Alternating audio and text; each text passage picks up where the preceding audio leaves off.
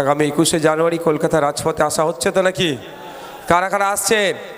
আপনারা শুধু নাই, মায়েদেরকেও সাথে করে নিয়ে আসতে হবে, মায়েদেরকেও সাথে করে নিয়ে আসতে হবে। এই ধরনের শুধু অহেতুক মানুষকে হয়রানি করো। নোটবন্দির নামে হয়রানি করেছে, রাস্তায় দাঁড় করাও। আধার কার্ডের সাথে প্যান কার্ড, প্যান কার্ডের সাথে ভোটার কার্ড, ভোটার কার্ডের সাথে অমুক কার্ড, রেশন কার্ড ডিজিটাল করো, শুধু লিঙ্ক করো, শুধু রাস্তায় দাঁড় করিয়ে গেছে, লাইনে দাঁড়াও। এইটাও একটা লাইনে দাঁড় করানো হচ্ছে। পেটে খিদে আছে, আমি খেতে পাচ্ছি না, আমার খাদ্য দরকার, সেই বলার সময় দিচ্ছে না। আমার মাথার উপরে ছাদের দরকার, বলার সময় দিচ্ছে না। স্কুলের টিচার দরকার, বলার সময় দিচ্ছে না। হসপিটালে ডক্টর দরকার, বলার সময় দিচ্ছে না। আমি কৃষক, আমি ডে লেবার, আমি খাটছি বেশি, শ্রমের মূল্যায়ন হচ্ছে না, মজুরি ঠিকঠাক পাচ্ছি না, মজুরি 750 টাকা করা হোক মিনিমাম, এই বলার সময় আপনাকে দিচ্ছে না। আপনাকে শুধু লাইনে দাঁড় করাচ্ছে আর ছুটাচ্ছে। এটা হচ্ছে একটা চক্রান্ত। এই চক্রান্তকে ধ্বংস সকলে একসাথে থেকে করতে হবে, অন্যথায় আপনি আমি এই চক্রান্তের জালে জড়িয়ে পড়ব। তাই অনুরোধ করে যাচ্ছি, একটা কথা বলে যাচ্ছি, আপনারা নির্বিঘ্নে আতঙ্ক মুক্ত থাকবেন। আতঙ্কিত হলে সমস্যার সমাধান হয় না। আমি উদাহরণ দিলেও আপনি উদাহরণও দিয়ে দিচ্ছি। সাপে কাটা রুগী 100 মিনিটের মধ্যে তার শরীরে 100 মিলিগ্রাম অ্যান্টিভেনাম দিলে সে বেঁচে যেতে পারে, মেডিকেল সায়েন্স বলছে। আবার দেখবেন গ্রাম্য এলাকায় খোঁজ নিলে আরও বেশি পাবেন, গ্রামে যারা চাষবাস যেখানে বেশি হয়, সাপে কাটা রুগী সাথে সাথে মারা যায় হয়তো। তাহলে কি আপনি মিথ্যে কথা বলছেন না মেডিকেল সায়েন্স ভুল? বলুন, আপনিও মিথ্যা বলছেন না, মেডিকেল সায়েন্সের গবেষণাটাও সঠিক। তাহলে সাথে সাথে কেন মরে? আতঙ্কে মরে যায়। সাপে কামড়েছে মরে যাব, এই একটা আতঙ্ক। ওর নার্ভ হার্টফার্ট ফেল করে মরে। ও কিন্তু বিষের জন্য মরে না। সাপে কেটে যে বিষ, সাপের বিষে কিন্তু মরে না। 100 মিনিটের মধ্যে যদি 100 মিলিগ্রাম তার শরীরে প্রয়োগ করা যায়, তাহলে সে বেঁচে যেতে পারে, কিন্তু মরে আতঙ্কে। তাহলে আমরা যে SIR এর আতঙ্কে থাকি, তাহলে আমরা লড়াইতে কীভাবে করবো গণতান্ত্রিক প্রক্রিয়াতে? তাহলে আপনাদেরকে আতঙ্কেতে ফেলতে চাইছে। আর এতটা পড়তাম না, মমতা ব্যানার্জি ফেলেছে আপনাদের, আমাদেরকে মাথায় রাখবেন। প্রায় 90,000 অফিসার মমতা ব্যানার্জি দিয়েছে। মমতা ব্যানার্জি যদি অফিসার না দিত, এতক্ষণ SIR প্রায় 300 কোটি টাকার কাছাকাছি বরাদ্দ করা হয়েছে। মমতা ব্যানার্জি পশ্চিমবাংলা সরকার টাকা দিচ্ছে SIR করার জন্য। একটু খোঁজ নিয়ে দেখে নিন। সাপ হয়ে কামড়াচ্ছে, এখন ওজা হয়ে ঝাড়ছে। আমি আপনাদের বলবো, কোনো জায়গায় যাওয়ার দরকার নেই। কারো দয়াতে, কারো আশীর্বাদে আপনার না ভোটাধিকার কেড়ে নেবে, কারো অভিশাপে, কারো আশীর্বাদ। কেউ অভিশাপ দিয়েছে আপনার ভোটাধিকার কেড়ে নেবে, আর কেউ আশীর্বাদ করছে আপনার ভোটাধিকার পাইয়ে দেবে। ইল্লিগাল কোনো ভোটারকে লিগাল করতে আমরা দেব না, যেমন ঠিক লিগাল ভোটারকে আমরা ইল্লিগাল ঘোষণা করতে দেব না। আর্টিকেল 326 আমাদের কনস্টিটিউশন রাইট। আপনার আমার ভোটদানের স্বাধীনতা আছে, ভারতীয় নাগরিক 18 বছরের ঊর্ধ্বে, এটাই আমাদের মানদণ্ড। শুনছিলাম মাধ্যমিকের নাকি অ্যাডমিটও অনেক জায়গায় অ্যাকসেপ্ট করছে না, সার্টিফিকেট চাইছে। ও ভোটদান করতে গেলে মাধ্যমিক পাস হতে হবে, এরকম কোনো নিয়ম কি হয়েছে নাকি? যে পড়াশোনা করেনি সে সার্টিফিকেট কোথায় পাবে? পড়াশোনার উপযুক্ত পরিবেশ দিয়েছে পশ্চিমবঙ্গ সরকার, ভারত সরকার। সরকার যদি পড়াশোনার উপযুক্ত পরিবেশ দিত, তাহলে হতো 1 নম্বর। আর রাইট টু এডুকেশন অ্যাক্ট অনুযায়ী 14 বছর পর্যন্ত প্রত্যেকটা ভারতবর্ষের শিশুর বুনিয়াদী শিক্ষা অর্জন করা আইন করতেই হবে তাকে। তাহলে 14 বছর মানে কোন ক্লাস অবধি হচ্ছে? 1 নম্বর। ভোটদানের স্বাধীনতা কত বছরে? 18 বছরে। ভোটদানের স্বাধীনতা 18 বছর, আর 14 বছর পর্যন্ত পড়তেই হবে বলা হচ্ছে। এই যদি বলতো 18 বছর কি 19 বছর 20 বছর অবধি পড়তে হবে, তাহলে আমার 18 বছরের ভোটার আসছে, তাহলে আমি সমতুল্য কার্ড দেখাতে পারবো। মানে কত জায়গায় ফাঁক ফোকর রেখে শুধু পেরেশানি করা হচ্ছে। আর মমতা ব্যানার্জি গল্প দিচ্ছে। যত দোষ তো তৃণমূল কংগ্রেসের, যত দোষ।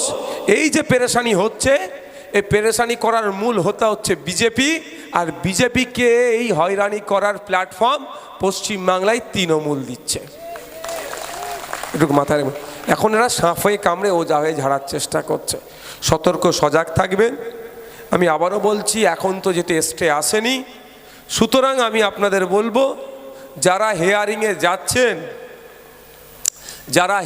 যাচ্ছেন তাদেরকে আমি একটা কথা বলবো, কি রিসিপ্টটা নিতে ভুলবেন না। না হেয়ারিংয়ে যাচ্ছেন না আপনার কাছে নেই, আপনি গেলেন, আপনাকে হেয়ারিংয়ে যায়নি বলে অলরেডি কেটে উড়িয়ে দেবে, বলে এর অস্তিত্ব নাই। কি বলবে?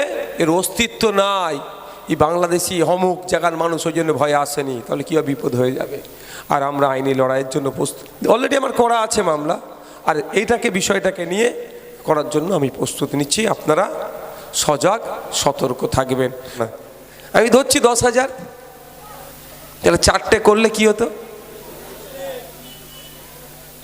তাহলে পার ডে আমার লস কত হচ্ছে? পার ডে লস আপনারাই বলুন, 40,000 আপনারাই বলুন পার ডে আমার লস হচ্ছে। আমার স্বার্থটা কি? স্বার্থটা কি প্রশ্ন করতে পারেন তো? স্বার্থ ছাড়া আপনি এরা লস করছেন, নিশ্চিত তাহলে কেউ মাল দিচ্ছে, হতে পারে তো। স্বার্থ ছাড়া কোনো মানুষ চলে না, কিন্তু নিঃস্বার্থে কোনো মানুষ চলে না, এটা মাথায় রাখবেন। আমারও স্বার্থ আছে, আমার স্বার্থটা ওটাই, আমার পূর্বপুরুষের আত্মত্যাগ আত্মবলিদানকে রেকগনাইজ করা আমার স্বার্থ। আমার পূর্বপুরুষকে, আপনার আমার পূর্বপুরুষকে, ফুরফুরার পীর আবু বকর সিদ্দিক রহমতুল্লাহ আলাইহি সমাজের জন্য, ধর্মের জন্য, রাষ্ট্রের জন্য যে ত্যাগ স্বীকার করেছে, সেটাকে আমি সম্মান দেওয়ার জন্যই আজকে রাস্তায় আছি, নিঃস্বার্থে। এই নিঃস্বার্থে স্বার্থটা কি? আমার পূর্বপুরুষের অবদানটাকে মানুষের কাছে তুলে রাখতে হবে। আমার পূর্বপুরুষকে, আপনার পূর্বপুরুষকে, বেগম হজরত মহলটাকে, প্রীতিলতা ওয়াদ্দেদারটাকে, বিনয় বাদল দীনেশটাকে, মাস্টারদা সূর্য সেনটাকে, গান্ধীজিটাকে, নেতাজিকে, ভগৎ সিংকে, আশফাকুল্লাহকে, ক্ষুদিরামকে, বিরসা মুন্ডাকে, আপনার আমারই তো পূর্বপুরুষ। তারা কেউ 25 বছরের গণ্ডি পার হয়নি, কেউ 30 বছরের গণ্ডি পার হয়নি, কেউ 20 বছরের গণ্ডি পার হয়নি। 22 বছরের একটা মেয়ে মহিলা দেশের জন্য যদি জীবন দিতে পারে নিঃস্বার্থে, দেশকে ভালোবেসে ব্রিটিশ মুক্ত করার জন্য যদি জীবন দিতে পারে নওশাদ সিদ্দিকী, তাহলে এই 31 বছরের ছেলেটা সেই দেশের জন্য যে আইন আছে, সেই আইনটা সঠিক পথে চালানোর জন্য কেন মানুষের জন্য কাজ করতে পারবে না? স্বার্থ তো আমার এটা। আমার ফুরফুরা পীর আবু বকর সিদ্দিক রহমতুল্লাহ আলাইহি স্বাধীনতা সংগ্রামী ছিলেন, তার উদ্দেশ্যটাকে আমি এগিয়ে নিয়ে যাচ্ছি, এটাই আমার স্বার্থ। আমার স্বার্থটা কি বলে দিই আপনাদের, এটাই স্বার্থ। আপনাকে ট্রিটমেন্টের জন্য কলকাতায় যেতে লাগবে না, আপনার এলাকায় হসপিটাল তৈরি হোক, এটাই আমার স্বার্থ। আপনার যে বাচ্চারা, যে শিশু আছে তো প্রত্যেকের বাড়িতে, ভাই এই কেন ওখানে তুলাতুলি করছো বলো তো? ওখানে থাক, আর তুলাতুলি করতে হবে না। আপনাদের প্রত্যেকের বাড়িতে শিশু আছে, আমার মাইকের আওয়াজটা যাচ্ছে, এই আওয়াজ হয়তো তৃণমূলের সমর্থকেরও কানে পড়বে। আমি নেতাদের কথা বলছি না, সমর্থকদের কথা বলছি। যারা তৃণমূলকে ভরসা করে ভোট দিয়েছেন তাদেরও কানে পড়ছে। আমি তাদেরকেও বলছি, আর আপনাদেরও বলছি, আমার স্বার্থটা একটু আপনারা জানার চেষ্টা করবেন যে নওশাদ ভাই কি স্বার্থের জন্য এত কষ্ট করছে। নওশাদ ভাইয়ের স্বার্থটা এটা হচ্ছে, আপনার ছেলেকে উচ্চ শিক্ষায় শিক্ষিত করতে হবে, এটাই নওশাদের স্বার্থ। কেন করতে হবে? এখন এসআইআর নিয়ে কি ধরনের চলছে, সময় পেলে আমি বলবো, তবে আপনি জেনে রাখুন, পশ্চিমবাংলা থেকে 4টে মামলা হয়েছে এসআইআর নিয়ে। 4টে মামলার মধ্যে আপনাদের প্রিয় নওশাদ ভাইয়েরও কিন্তু নাম আছে, এটা মাথায় রেখে দেবে না, যে সময় পাই বলবো। কেন আমি উচ্চশিক্ষায় শিক্ষিত করতে চাইছি আপনারা বলুন। যখন এসআইআর এর ফর্ম ফিল আপ হচ্ছিল, গণনা ফর্মটা যখন ফিল আপ হচ্ছিল, আপনারা কতটা চিন্তার মধ্যে ছিলেন? কেন চিন্তার মধ্যে ছিলেন?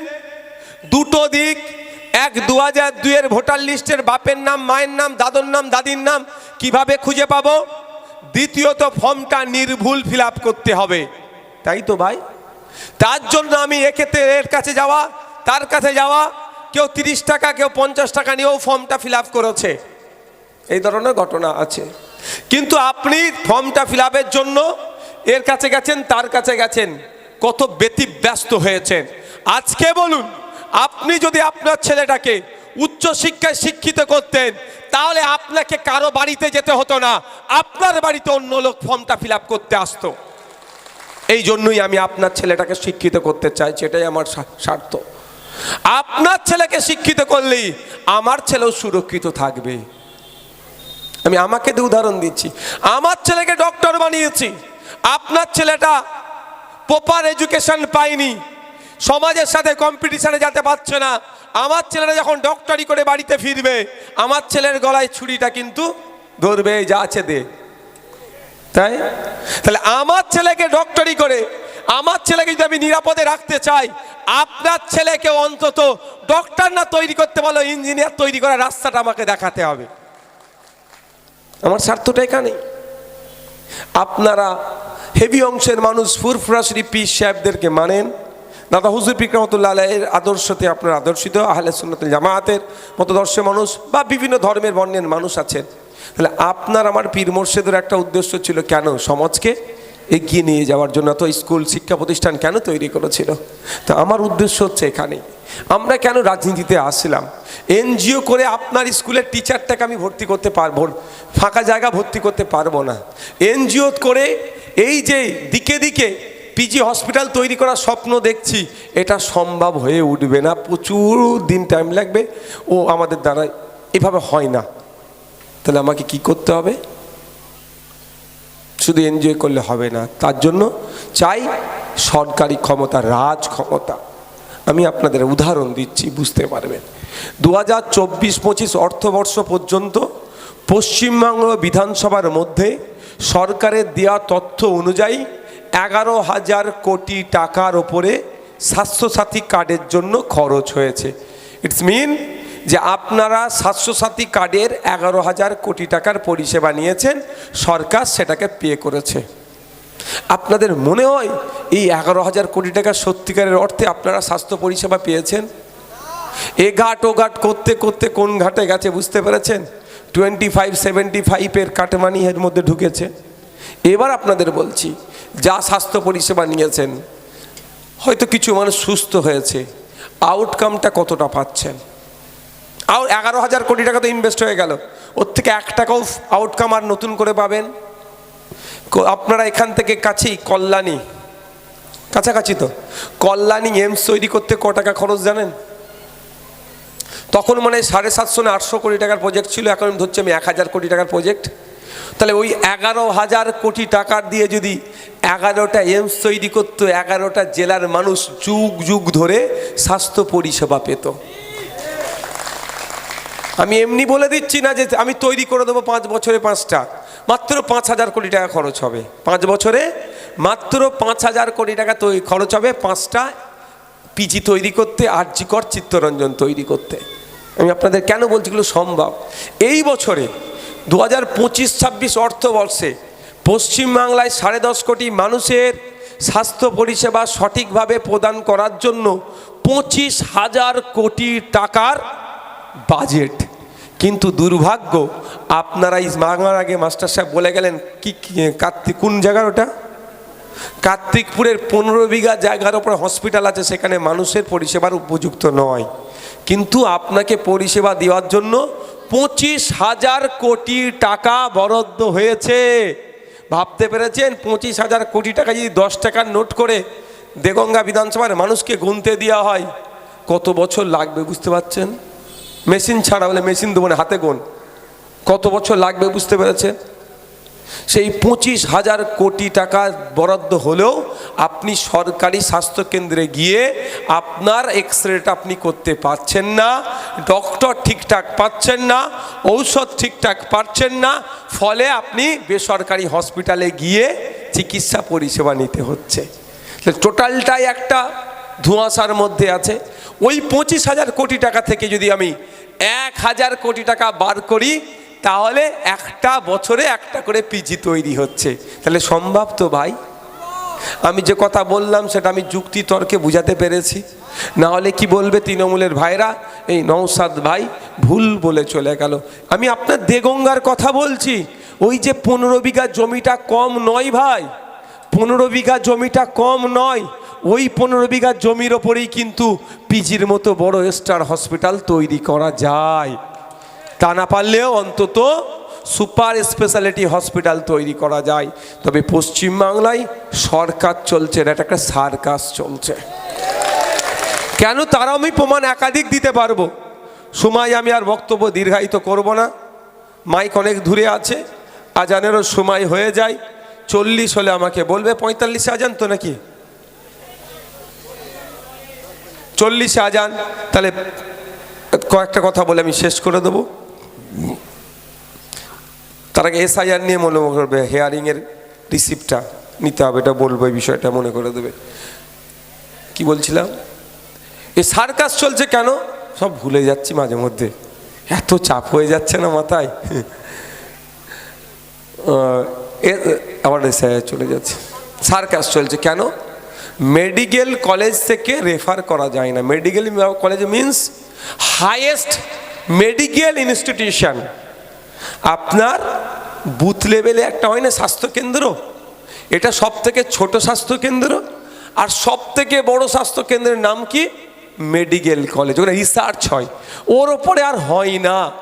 কিন্তু বারাসাত মেডিকেল কলেজ তো, তাহলে বারাসাত মেডিকেল কলেজ থেকে আবার রেফার করে কলকাতায় পাঠাতে হচ্ছে কেন? তাহলে মেডিকেল কলেজ শুধু নাম, নাম কাস্তে মেডিকেল কলেজ। মেডিকেল কলেজের যে আনুষঙ্গিক যেগুলো থাকা দরকার নিশ্চিতভাবে এখানে নাই। ফলে মেডিকেল কলেজ থেকে ট্রান্সফার করে রেফার করে কলকাতাতে পাঠাতে হচ্ছে। তাহলে এইটা একটা যেটা এটা হতে পারে, তাহলে মেডিকেল কলেজ নামটা মুছে দেওয়া দরকার ওদের। মেডিকেল কলেজ যে হায়েস্ট, ওর ওপরে আর মেডিকেলের কোনো এ নাই। আমার কোনো রেকর্ড হচ্ছে তো, আমার এটা এই ভাইরা তো ছাড়বে। আর আমি ভুল বললে জানবেন, একটা যদি ভুল পেয়ে যায় আমার সারাদিন ওরা বাজাবে, সারাদিন বাজাবে। এই নওশাদ ভাইয়ের ভুল পেয়েছি, নওশাদ ভাইয়ের ভুল পেয়েছি বলে সারাদিন বাজাবে। ওই জন্য আমি একটু মাঝে মধ্যে বলি, দিয়াল ফিয়াল লিখলে একটা দুটো বানান ভুল লিখে দিবি, ছবি তুলে ওরা ছাড়ুক, আমাদের অ্যাড হবে। আমি বলি, দু একটা জায়গায় বলেছি, এই 21শে জানুয়ারির দিয়াল লেখা হচ্ছে, ওই যে একটা দুটো বানান ভুল করে দিবি। কেন বলুন তো? আমাদের ভুল পাই না, এটা শুনে নিলে আর মনে ছাড়বে না ওরা। হাই যা, ঝোঁকের মাথায় বলে ফেললাম, না বলাই উচিত ছিল। বলে বলে যখন ফেলেছি, আমি ইচ্ছা করে বলি একটা দুটো বানান ভুল করে দিবি, ছবি তুলবে। এই ISF পার্টি অশিক্ষিত, কিচ্ছু জানে না, আমার তো প্রচার হয়ে যাবে বইটা দিয়ে। আমাদের ভুল পেয়েছে মানে সারাদিন ফাটাবে। বিজেপি 77টা MLA, কোনো কথা নেই। একটা সংযুক্ত মোর্চা তথা ISF এর MLA পাগল হয়ে যাচ্ছে, বুঝতে পারছেন? মানে এক MLA 293 উপরে ভারী পড়ছে। আগামী দিনে একাধিক MLA তৈরি করতে হবে। দেগঙ্গা থেকে MLA তৈরি হবে, ভাঙড় থেকে হবে, ক্যানিং থেকে হবে, পাঁশকুড়া থেকে হবে, দার্জিলিং থেকে হবে, মুর্শিদাবাদ থেকে হবে, মালদাতে হবে, ঝাড়গ্রামে হবে, বাঁকুড়াতে হবে, পুরুলিয়াতে হবে। রাজ্যের বিভিন্ন প্রান্ত থেকে মানুষ প্রস্তুতি নিচ্ছে ভাঙড়ের বিধায়কের সাথে তাদের বিধায়ককে যুক্ত করে বিধানসভার মধ্যে মানুষের অধিকারের জন্য লড়াই করবে। আপনারা প্রস্তুত আছেন তো নাকি? ওয়াকাফ নিয়ে আজকে মাস্টার সাহেব বলেছেন, আমি শুধু দুটো কথা বলবো ওয়াকাফ নিয়ে। ISFকে ডিস্টার্ব যারা করছে কদমগাছি অঞ্চলে, কদমগাছি অঞ্চলে ISFকে নিয়ে যারা বড় বড় কথা বলছে, তাদেরকে আমি এতটুকু বলতে চাই, আপনারা বলছেন বলুন ISFকে নিয়ে বড় বড় কথা, তবে এতটুকু মাথায় রাখবেন, আপনার আব্বার কবর, আম্মার কবর, দাদুর কবর, দাদির কবর, নানার কবর, নানির কবর তথা আপনার আত্মীয়র কবর যে এখনো সুরক্ষিত আছে, কবরে বুলডোজার চালিয়ে জুতোর ফ্যাক্টরি তৈরি করে দেয়নি, কবরে বুলডোজার চালিয়ে মদের ফ্যাক্টরি তৈরি করে দেয়নি। এটা মাথায় রাখবেন। কোনো মমতা ব্যানার্জি, অভিষেক ব্যানার্জি করা মামলাতে নয়, নওশাদ সিদ্দিকীর করা মামলার জন্য আপনার বাপের কবর, দাদির কবর, পরিবারের কবরটা এখনো সুরক্ষিত আছে। তাই তৃণমূলের বন্ধুদের বলবো, যারা সমালোচনা করছেন সমালোচনা করুন, আমি সমালোচনার বিরুদ্ধে নয়। You have to right, you can criticism, আপনার অধিকার আছে, আপনি সমালোচনা করতে পারেন, কিন্তু দুটো বিষয় মাথায় রাখবেন। সমালোচনা করতে গিয়ে যে শব্দের আনাগোনা করছেন, শব্দগুলো শালীনতা যেন হয়, শালীনতা বজায় রেখে, শালীন শব্দ যেন হয়, শালীনতা বজায় রেখে সমালোচনা করুন। আর দ্বিতীয়, যেই বিষয়ে সমালোচনা করছেন সেই বিষয়ে জ্ঞান রাখবেন, তারপরে সমালোচনা করবেন। তবে আপনাদের জানিয়ে রাখতে চাই, সাধারণ মানুষ সহ তৃণমূলের বন্ধুদের বলবো যে আজকে মমতা ব্যানার্জি আপনার বাপের কবর, আপনার দাদুর কবর বাঁচানোর জন্য সুপ্রিম কোর্টে মামলা করেনি। এই নওশাদ সিদ্দিকীদের মতো গুটি কয়েক মানুষ আপনার বাপ দাদুর কবর বাঁচানোর জন্য মামলা করেছে। আজকে এসআইআর নিয়ে খুব হন্তদন্ত হচ্ছে, হই হই হচ্ছে। এতটুকু শুধু বলতে চাই আপনাদের, আপনারা আতঙ্কিত হবেন না। আতঙ্কিত হলে কোনো সমস্যার সমাধান হয় না। আতঙ্কিত হলে কোনো সমস্যার সমাধান হয় না। কারণ আপনাদের জানিয়ে রাখি, আমি এসআইআর নিয়ে দীর্ঘদিন ধরে কথা বলে আসছি যে নির্বাচন কমিশন যদি, মাস্টার মশাই যদি আইনের বাইরে গিয়ে কাজ করে, অসুবিধা হচ্ছে, মাস্টার মশাই যদি আইনের বাইরে গিয়ে কাজ করে, তাহলে মাস্টার মশাইকেও আমরা আইনের মাধ্যমে ছেড়ে কথা বলবো না। এটা আমি অনেক আগে বলেছি। আপনাদের জানিয়ে রাখি, এখন দুটো বিষয় আপনাদের মাথায় রাখতে হবে। এখন আমরা কোর্টে যাচ্ছি, অলরেডি এসআইআর নিয়ে একটা আমার মামলা করা হয়েছে, আগামীতেও আমি মামলা করব, প্রস্তুতি নিচ্ছি, অথবা ওই মামলার সাথে এই বিষয়গুলো অ্যাড করে দিতে পারি, তার আমার কাজ চলছে। কিন্তু এর মধ্যেও তো আপনাকে হিয়ারিংয়ে ডাকছে। এবার আপনি যদি হিয়ারিংয়ে না যান, বিপদ হতে পারে। আমি অনুরোধ করব, যাদের হিয়ারিংয়ে ডাকছেন, কথাটা যেন কেউ আবার কেটে ছাড়বেন না। কেটে ছাড়লে ভুল হবে, বলবে যে এত মানুষকে পেরেশানি করছে, নওশাদ ভাই হিয়ারিংয়ে যেতে বলছে। কিন্তু হিয়ারিংয়ে না গেলে, আপনি এখন তো কোর্টে স্টে দেয়নি, কোর্ট তো এর উপরে কোনো কথা বলেনি। তাহলে আমি আপনাকে যদি আমি বলে দিই হিয়ারিংয়ে যাবেন না, আর আপনি না গেলে আপনার ভোটাধিকার কেটে গেলে আবার নওশাদ ভাইয়ের উপরে চাপবে। ওই জন্য আমি বলবো, যতক্ষণ না কোর্ট কোনো অর্ডার দিচ্ছে, আপনাকে যেভাবে ডাকছে ভাই সেভাবে কিছু করার নেই, আপনাকে ডকুমেন্টস নিয়ে যেতে হবে। তবে একটা অনুরোধ আসবো, হিয়ারিংয়ে যাচ্ছেন, হিয়ারিংয়ে গেছেন, এই আরও সম্ভবত স্যারের বা অফিসারদের দিয়ে স্টাম্প করে সই করে নেবেন যে আমি হিয়ারিংয়ে এসেছি, তার প্রমাণ এটা। অন্যথায় আপনি হিয়ারিং থেকে ঘুরে আসবেন, বলবে আপনি হিয়ারিংয়ে অ্যাটেন্ড করেননি, তখন আপনার নামটা অনৈতিকভাবে কেটে দিতে পারে। আজকে একটা পত্রিকায় সকালে দেখছিলাম, ইচ্ছাকৃতভাবে ইলেকশন কমিশন অফ ইন্ডিয়া খাস করে সংখ্যালঘু মুসলমানদেরকে পেরেশান করার, হয়রানি করার চেষ্টা করছে। এটা কি বা কোনোভাবে কাঙ্ক্ষিত নয়। যদি ইলেকশন কমিশন অফ ইন্ডিয়া এই ইন্টেনশন নিয়ে কাজ করে, তাহলে সে সংবিধান বহির্ভূত কাজ করছে, ধর্মনিরপেক্ষতার বাইরে গিয়ে কাজ করছে, একটা বিশেষ ধর্মের মানুষকে, জাতির মানুষকে টার্গেট করছে। এটাও আমরা মেনে নেব না। এটাকে আটকানোর জন্য আইনি লড়াই চলছে, আইনি লড়াই হবে, সুপ্রিম কোর্টে মামলা করব। আপনারা আতঙ্কিত হবেন না। আমি শুধু আপনাদের বলবো যে আপনারা আপনাদের ডকুমেন্টসগুলো ঠিকঠাক রাখুন। আইনের লড়াই সুপ্রিম কোর্টে হবে, মাঠে ময়দানে প্রয়োজন পড়লে মাঠে ময়দানে নেবে, গণতান্ত্রিক প্রক্রিয়ায় লড়াই হবে। তবে মাঠে ময়দানে নেবে, যে লড়াই আমরা দেবো সেটা অবশ্যই শান্তিপূর্ণ প্রক্রিয়াতে হবে।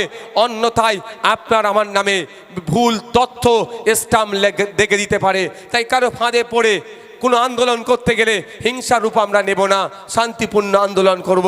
এর জবাব আমরা প্রয়োজনে ইসিআইয়ের কাছ থেকে নেব। আমি অবাক হয়ে যাচ্ছি, লজিক্যাল ডিসক্রিপেন্সির নামে যেভাবে মানুষকে হয়রানি করা হচ্ছে, এটা মেনে নেওয়া যায় না। নামের আকার একার ভুল, এর জন্য ডাক পড়ছে না। নাকি 6 সন্তান আছে, তার জন্য ডাক পড়ছে না। আবার দেখা যাচ্ছে যারা 4 ভাই বোন, তাদেরকেও কাগজ পাঠানো হচ্ছে 6 ভাই বোন হিসাবে। বা 6 ভাই বোন, তো অসুবিধা কোথায়? 1 নম্বর কথা। দ্বিতীয় কথা হচ্ছে, এই তো অনেক করছে, পিতা পুত্রের বয়সের কারো বিস্তর ফারাক, কারো বয়সের কম ফারাক, এই নিয়েও ডাকা হচ্ছে। কেন ভাই, কেন ডাকা হচ্ছে? কিছুই নয় শুভেন্দু, আমার যতটুকু মনে হচ্ছে এটাতে বিজেপির একটা চাল আছে। কারণ শুভেন্দু অধিকারী গলা জোর করে বলেছিল 1.5 কোটি রোহিঙ্গা আছে, টোটাল বাদ পড়েছে 58,17,000 মতো। শুভেন্দু বাবুর মুখে বুলি বন্ধ হয়ে গেছে। তাহলে এত টাকা এখানে বাইরের মাইকগুলো অফ করে দাও তো, বাইরের মাইকগুলো ফটাফট।